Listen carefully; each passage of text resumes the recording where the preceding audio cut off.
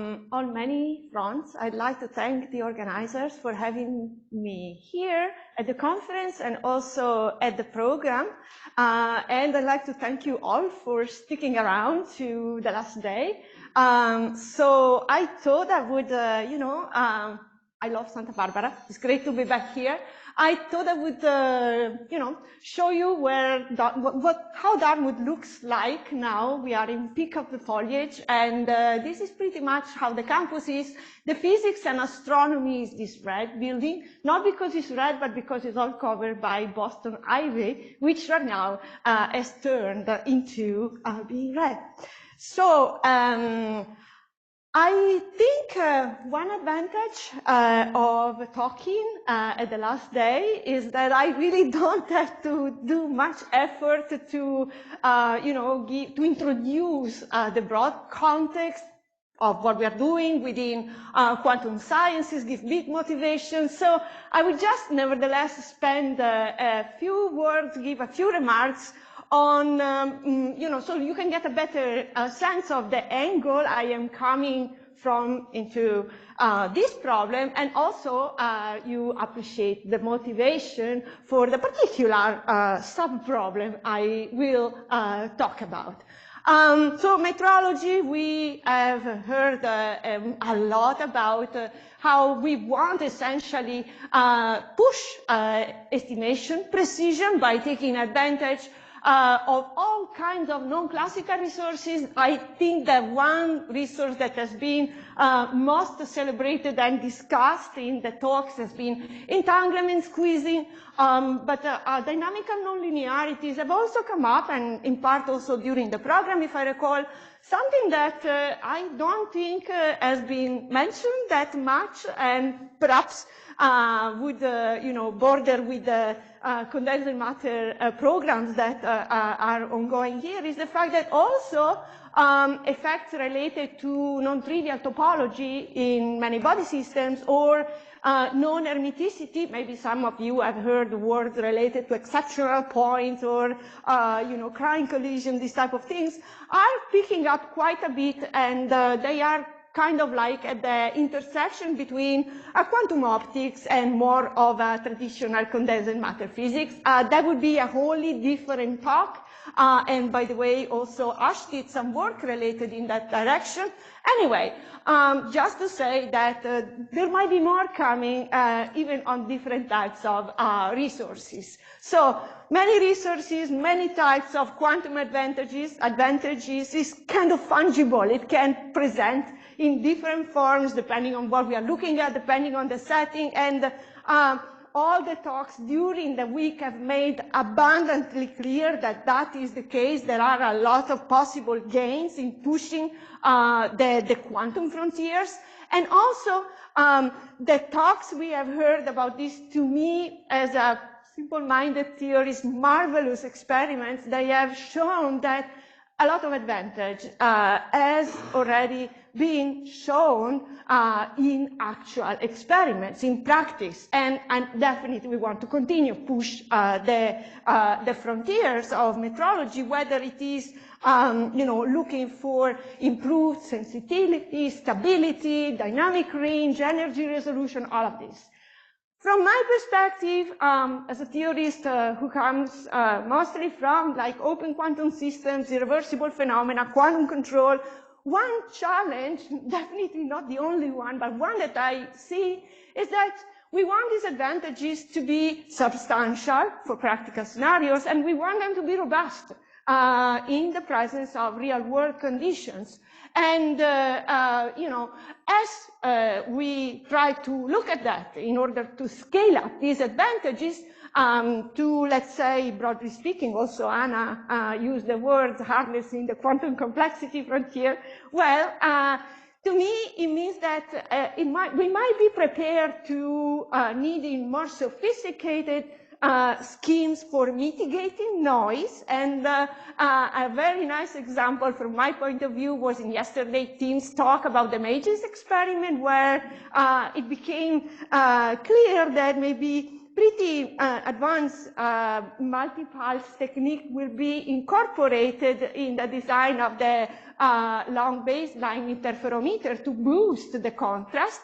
And we also might be prepared for new noise mechanism that we weren't prepared to, well, that we weren't expecting to show up. And case in point for this that I have learned here, honestly, about was in Chungye's talk the first day when he reported on the observation of this excess non-thermal noise in the silicon cryogenic cavity that he was talking about, among many other things. So if, again, I look at some of the challenges in the field from my own perspective, it's kind of, for me, like you heard the word NISC. I'm sure some of you have, noise intermediate scale quantum. It's used in the sense of simulation and computation, this pre-fault tolerance. But in some sense, I like to think that we've done a lot of progress in taming noise in metrology for sure, but maybe there is even more that needs to be done. And we would like, or at least from the theoretical point of view, I'd like to develop as complete as possible an understanding of the impact of general noise sources. And I'll try to make a little bit clearer what I mean by that. I will make it clearer, however, now focusing on a particular but very paradigmatic metrological task, which is textbook problem of like frequency estimation by using entanglement as a resource. I don't need to explain pretty much anything about that except my notation. It's like n qubits. And the goal is to achieve super classical precision scaling. I'm just focused on the scaling, not so much reaching. I will not pay attention to the actual constant, just the scaling with the number of probes, which is n. And the goal will be to estimate the frequency B. I use B because I don't want to confuse it with omega, that will come later. And even more to the point, I will assume that, we are doing high precision. So I have like a window of knowledge. I know that this B lies within a neighborhood of a known parameter, so which is the so-called local estimation scenario that many people have considered. Very importantly, and this also came up in Monica's talk, it's very important to specify what constraints are fixed, otherwise the problem is not well posed, and I will assume that this number of probes is fixed and the total time for carrying out the estimation is also fixed, which will mean that the ratio between, the ratio between the total time and the time of each interrogation period, the time during which the target parameter gets imprinted into the evolution we want, will be given by this nu. And I will also work in the simplifying assumption that we have infinite, we are not limited by noise statistics, so the number of the shots here is very large. As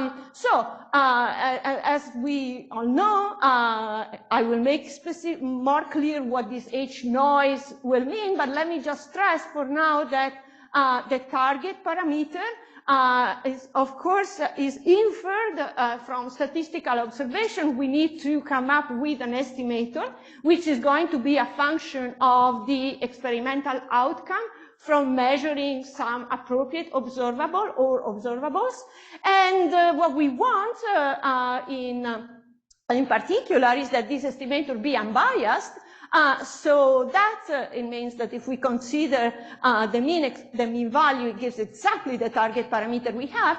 And if that is the case, we know that the variance is lower bounded by the quantum Cramer-Rao bound, and I would like to thank Andrew for sharing the obituary yesterday of Rao, and that was a very inspiring one. So in any case, we have these lower bound in terms of the quantum Fisher information. Great. We know that if noise doesn't come into the picture, in principle, theories promise that Heisenberg scaling is achievable, and in fact, it can be saturated, for instance, by GHZ states, and that gives us precision, an advantage in precision, which is in comparison with shot noise, the standard quantum limit. Of course, I'm not the first one telling you that noise has bad impact on this problem, and many people have spent, many theorists have tried to understand the extent to which noise can reduce or even completely wash out the advantage that the quantum resource, which in this case is entanglement, is supposed to give us. There are a lot of partial results out there in the literature, and I would just to highlight the fact that we know that if the noise is completely independent, which means it has no local, no spatial and no temporal correlation. No temporal correlation is also referred to as being Markovian, although Markovian is such a misleading, I mean, it's a confusing term, but I use it anyway. So we know that that's game over. Now super classical precision scaling is possible. So if we only have temporal correlations in the noise, life is a little bit better, because we know that it is possible in the absence of spatial correlation to reach scalings which are they are not as good as Heisenberg, but they're still showing an advantage. For instance, this Zeno limit, which is believed to be optimal in the presence of non-Markovian local noise. We also know that if we have only spatial correlations, and spatial correlations tend to be quite harmful to estimating precision, but if we have only spatial correlation, well, it depends. Let me mention, for instance, that for the case of perfectly correlated Markovian noise, the GHZ state has a scaling that doesn't even depend upon n, so it's terrible. But if we have just spatial correlation and Markovian noise, and we are allowed, for instance, to use additional quantum resources, so we can do error-corrected metrology, or we can leverage symmetry condition, we can encode in a DFS, then we might get some benefit. So my question here is then, what precision scaling can we achieve if we consider noise processes which have simultaneously correlation both in time and in space, and moreover, they can be generated by processes which are intrinsically non-classical in nature, and so they cannot be described as simple stochastic fluctuating processes. Let me say that this is a question that resonates a lot also with things that are going on in parallel in the field of high-fidelity quantum control for quantum computation, and something that in particular people have spent effort into is to develop techniques, quantum control techniques or estimation techniques, using quantum system to estimate noise on other quantum system, which goes under quantum noise spectroscopy. And I have just taken here, let me also put this up. These are experimental results that I can go into as much detail as you want, but that's not the point. My point here is that when these quantum noise spectroscopy experiments have been done on single or two qubit systems, we have been directly probed the fact that there are color, they are everything but white spectra, and there are non-trivial correlation in the noise. Not only that, but the fact that the noise is non-classical manifests here in the fact that there is not a single, even for a single noise source, there is not a single spectral density, but you have to consider two of them because the spectral density is not symmetric about zero frequency. So there is both the symmetrized and the anti-symmetrized, and they both contain very important information. So back to the problem then, what I want to zoom in and tell you in the remaining time is, again, focusing on entanglement-assisted frequency estimation in the setting, let's say, of the standard generalized Ramsey interferometry, and I will focus on dephasing noise which I view as the most adversarial one, because you will see when I put down the Hamiltonian, it couples to the parameter to be estimated exactly along the same direction. And I will touch upon two aspects. One, which in my opinion has been kind of like overlooked, which is bias in the estimators themselves. And then the other aspect, which is kind of the one that has been studied the most, is the variance, the precision that can be reached in the presence of these sources, and the extent to which we might be able to counter it if the noise, if we are able to tailor the geometry of the sensor we have. So this is work that I have been mostly doing with one of my graduate students, Francisco Riberi, and it's primarily covered in this talk, which is, in this paper, which is about to appear in Physical Review A. All right, I put down again here the task. Now, however, so I also wrote down the usual Hamiltonian in the absence of noise. We have the target parameter, it couples to the collective Z, angular momentum. Remember, I work under fixed number of probes, fixed total time. And let me follow the standard, simplest perhaps estimation procedure, which is local. Local, I explained before what we mean. We have a little prior about where the target parameter is. And we can just proceed via what we call the method of moments. So if we identify an observable, and tau is my single shot interrogation time here, if we have an observable which is related in a known way to the parameter, this is the expectation value, that expectation value, of course, in the limit of large measurement statistics, we can directly relate to the sample mean, then an estimator can be naturally identified by inverting the functional relationship that exists between the parameter and the observable we have. That is all good, but the assumption that makes this well posed is the fact that this function f of b has to be injected one-to-one throughout the whole small neighborhood where we have assumed the parameter to lie. If this is the case, then voila, we can do standard error propagation, and many of you have already seen this formula. And this formula, for instance, we can apply to our favorite entangled state, like a GHZ state. In this case, the standard observable we can pick is a survival probability of the state. So the measurement of that will be a dichotomic yes-no measurement, so a plus or minus, and the fraction of pluses is given here, fraction of pluses over the total number of shots. The survival probability is this one, and the estimator that we get by inverting this is all good, is this expression. We can carry out the calculation, and the measurement is optimal because it saturates the quantum Kramer-Rao bound. Good. Noise comes into the picture, and the relevant Hamiltonian that I am considering now, here it is, has this form. This is the noiseless contribution, and then I introduce noise in general along the same axis. Like I said, this is dephasing. It doesn't cause energy transition, but just dephasing. These B's in general could be operators that are non-commuting.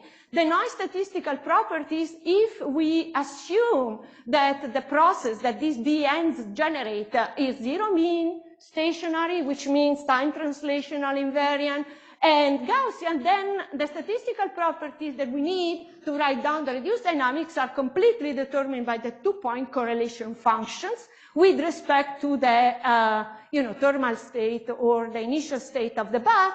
And the two limit cases that I have been referring verbally before, for instance, the Markovian or white noise case corresponds to the limit where we have delta function in time, and respectively when instead we have completely spatially uncorrelated noise, this is a limiting case where we have chronicle delta in space, if obviously now n and m are meant to be indices which label, which go hand in hand with the spatial, with different probes. All right. So looking in the frequency domain, the fact that we have temporal correlation, like I said before, gives us a spectra. And what I was mentioning before also is that we not only have in general what I refer to as classical spectra, but also the one that I call quantum. I'm not saying just me, but it's a terminology. I just want to caution you that, you know, it's only capturing the fact. The reason why this is called quantum is simply because if this would be classical stochastic processes, these terms with the, you know, anti-symmetrized correlation would just vanish. So, all right. And the fact that in general these terms are both there, if we look at the reduced dynamics of the probes, the way in which they show up, they give us both decay, and they also give us in general some noise-induced phase evolution, which is non-trivial, of course, it's non-global, and we can figure out exactly, you know, more of that structure of the coherence element and the phase evolution. And notice that the phase evolution is completely determined by the non-classical contributions. Okay, so the problem with noise, or one problem with noise, and actually this applies both to non-Markovian and Markovian noise, is that the standard estimators we have, they tend to become biased or even not well defined at all. And in the case of the GHZ that I was considering before, let me imagine, for the sake of explanation, that the noise is collective, which means it doesn't depend upon the qubit index. Then the survival probability becomes this. We can have the mean value, which becomes an exponential decay factor, and that's all for the GHZ state. So if we use the same estimator that we were using before, this is biased because it simply does not account for the effect of this term, of the noise term. We could also say, okay, let me instead invert this relationship and come up with this estimator, which includes the exponential factor. But then you can see that, you know, there are two issues here. Because if you want to use this as an estimator, this means you have to know this parameter to the same level of precision of the parameter you are trying to estimate. Also, purely mathematically, you know, the argument of this arc cosine is not well defined. If you feed it, and it becomes larger than 1. So this problem is there, and if we for a moment forget about it and we just go on with the error propagation formula, we still can derive an expression for the variance, and in this case, for collective noise, the scaling we get for the GHZ is SQI. All right, how to cancel the noise without, how to cancel the bias without knowing the noise to the level of precision that I said we need? Well, there is a solution, and that solution comes with a little cost. It comes with the idea of measuring not just one observable, but independently a second observable, which is so designed that the dependence, the functional dependence upon the relevant noise parameter is kind of the same, and so we can cancel that out. This is inspired by classical estimation techniques that use ratio estimators, in case some of you know. So, mathematically, I also pick another observable, which is related to a different GHZ state, is in the same entanglement class, of course. But the trick here is that we have a sign rather than a cosine, a survival probability, and we can come up with a different estimator, which is this function, for which we can compute the variance. And I don't have the time to go too much in detail in the plot, but what we can, what we can see is that these estimators, they work over this nu, remember, is the number of trials. The nu infinity is the infinite number of shots, the asymptotic limit. And although the variance is, it can be, as you will see, a little bit larger, we can still make a fair comparison by ensuring that when we take the standard estimator, the total time gets doubled to twice because I'm using two observables and I need to acquire them, the statistics of them independently. So this is how it works for the GHZ state, for instance. You can just pay attention to the main plot, and we can see, like I said before, the ratio estimator is attaining a precision at the optimal time, which we have also to look for. The optimal interrogation time can be optimized, and what you can see from the plot is that the ratio estimator attains the same type of scaling. There is a little penalty, which is a prefactor, but that's just a constant prefactor. I just want to mention that the same cancellation procedure is not limited to GHZ state, otherwise it would be a little bit limited. We can extend it to other states, and the class that we focused on is the class of states that we have heard so much about. They can be generated. It's a class of squeeze states, in particular one-axis twisted state that we obtain upon a squeezing interaction and a rotation. And in this case, we still have the bias problem. The type of procedure that we suggest is to look for the expectation value, not of only one direction of the collective angular momentum, but two expectations, and take this type of estimator here to cancel the bias without knowing exactly what this decay is. Now, this plot shows you the particular limit in case of an unentangled state, the coherent states, in which case the scaling is not only the same, but it's actually identical. In the coming plots, I will also show you what happens for an actual OAT, which includes squeezing. So I will move on from the bias, but I will use this ratio estimator in what will come next. And in the remaining few minutes, I will go back to the more conventional, let's say, problem of evaluating the precision that one can achieve in the presence of such noise.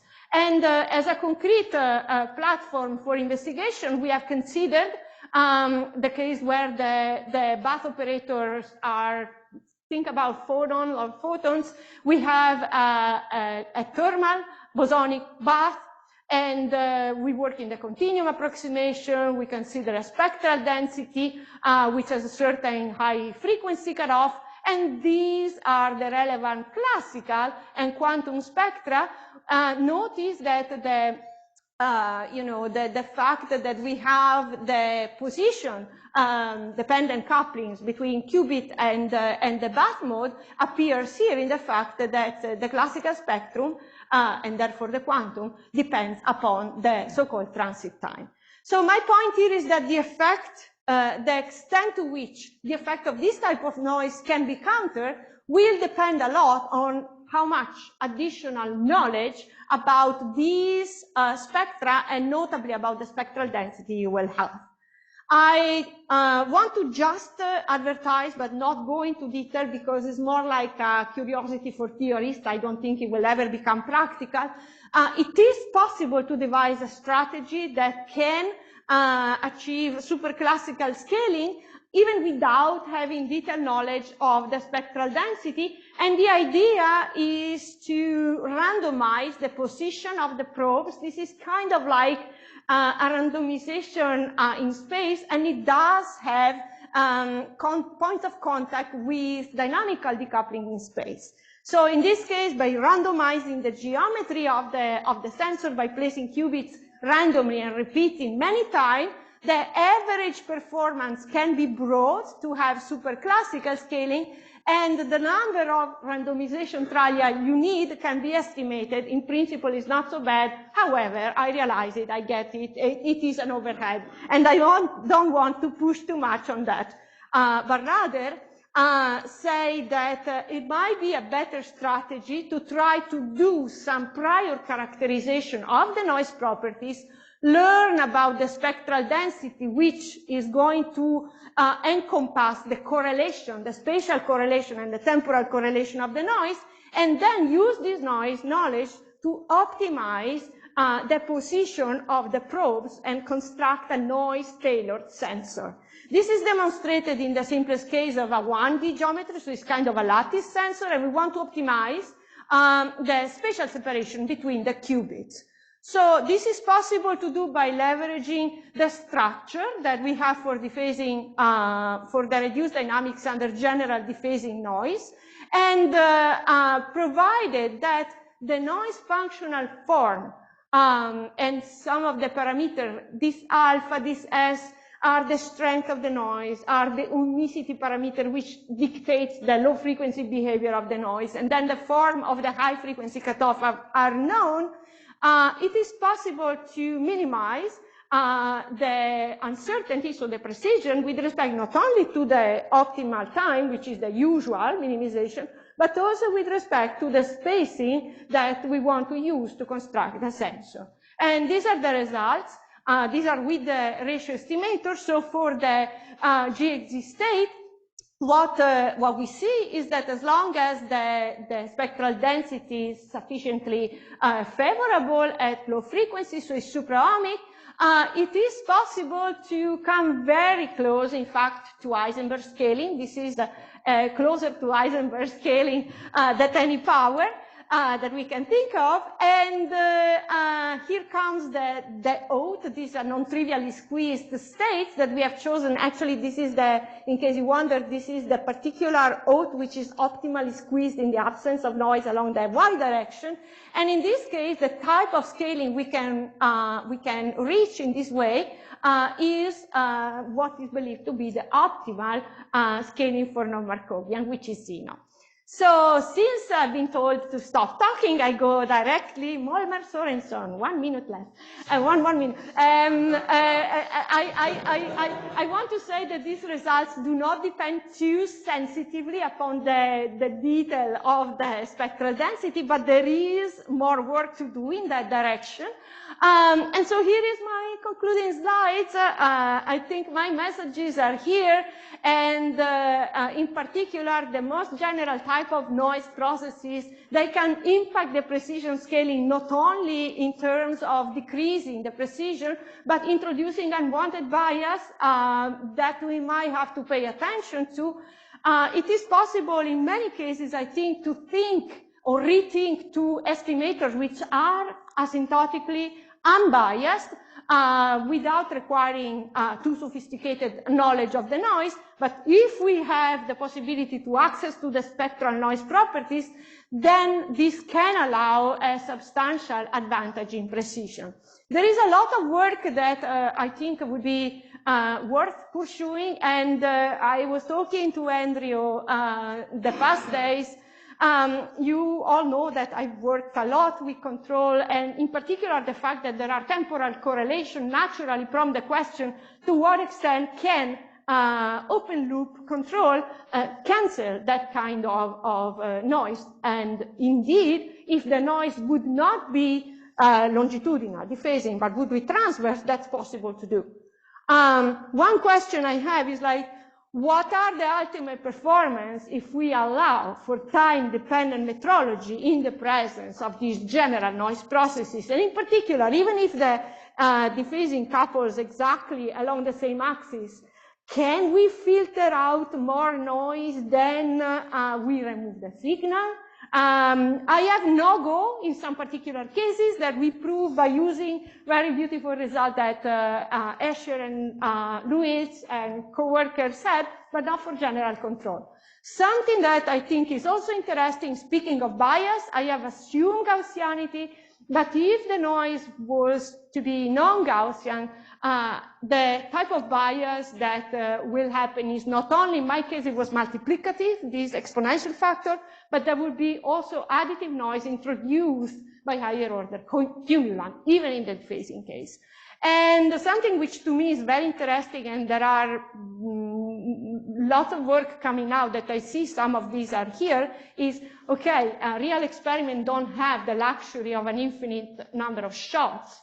So do we have to rethink, of metrology in the presence of finite sample statistics, and how does that interplay with noise effects? I think that's going to be pretty, let's say, complicated / rich, depending on the point of view we want to look at. Thank you, and sorry about the extra time.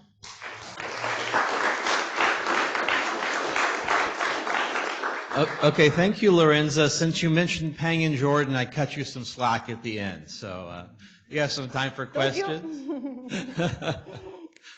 Maybe I start with a question. So you mentioned you had this interesting problem that when you add the noise, you have this exponential decay.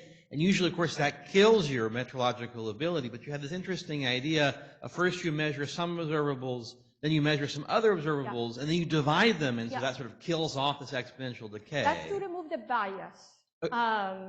Yes, so maybe you can go to this slide. Yeah. So my question is it when you first measure this and then you measure that, do you reset? Because usually when you measure, you destroy your GHZ state and you create, you gain some information, but then you have to recreate your state before you measure again, or maybe you could just say a few more words about what you actually do. What I have in mind here is like, in order to acquire the statistics for this single observable, you have to repeat new trials and, carry out the measurement. Of course, you have to, for each trial, I assume you have to reset. You reset. So just imagine that you do two similar experiments independent, where you are gathering independently the statistics of O, and then I have this other O prime, which is why I said that the fact that it's two statistically independent experiment means that if I want to make a fair comparison with the standard setting, the total experimental time has gotten twice as bigger. But in terms of the resetting, is the same thing. Like in each shot, the premise here is that we are starting with the same. Okay, so this is not back to back. This is first in some experiments you measure O, and other experiments you measure O prime. Correct. So that's why I view it as an overhead introduced by the new estimator. Okay. If you are talking about resetting and you're talking about, I have another issue with non-classical noise, but that's a wholly different story because the back doesn't reset. All right. Thank you, Lorenza. Okay, Mankay. Turn on the microphone. Doesn't I think that's turned on already. Good. All right, a nice talk. So in this setting, do you assume that gamma is known or not? No. Okay, in so this setting, in order to get this functional form, it's a fairly general, what I am assuming is that it is dephasing. Then the expression that you obtain here is fairly general for the GHZ because of symmetry. It's funny because the GHZ state is actually completely insensitive to non-classical evolution. So the quantum spectra don't enter in the reduced dynamics if one takes a GHZ as an initial condition. But this gamma of t, so if it would be a number, it would be e2 minus gamma times t, this would be Markovian. And in the general case, this gamma of t is a function of time. So you're saying that gamma is kind of like a nuisance parameter. You don't know what it is, but you construct an estimate that is insensitive to the value of gamma. Yes. To be honest, this problem is present in classical statistics, classical estimation, biases. I'm not an expert in techniques for debiasing, and I suspect that there would be other possibilities, but this is just the simplest one we came up with. Have you thought about measurements that would allow you to estimate that gamma? Of course, that's another strategy, but the problem I'm having, is that can you promise that with those estimation procedure you would be able to reach the same level of precision that you want? So you would make it multi-parameter, I guess, like you estimate simultaneously B and gamma, but gamma can be a function of time if you have no Markovian noise. So yes, I'm very open to do that as well, and it would be great to do a comparative assessment. I just didn't, and I would love for that. Thanks. Yeah, just the comment though that it becomes really challenging. If gamma becomes large, then you suppress your data by orders of magnitude, then you have to compensate that by multiplying by some huge number, and then it becomes very unstable. What becomes very unstable? The estimation procedure.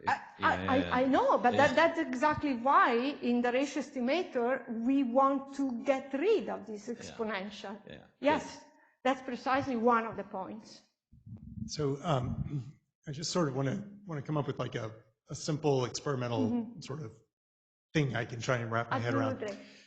I do a Ramsey experiment. Yes, yes, I hold the evolution time, so pi over 2, evolve for some time, big T, yes. final pi over 2.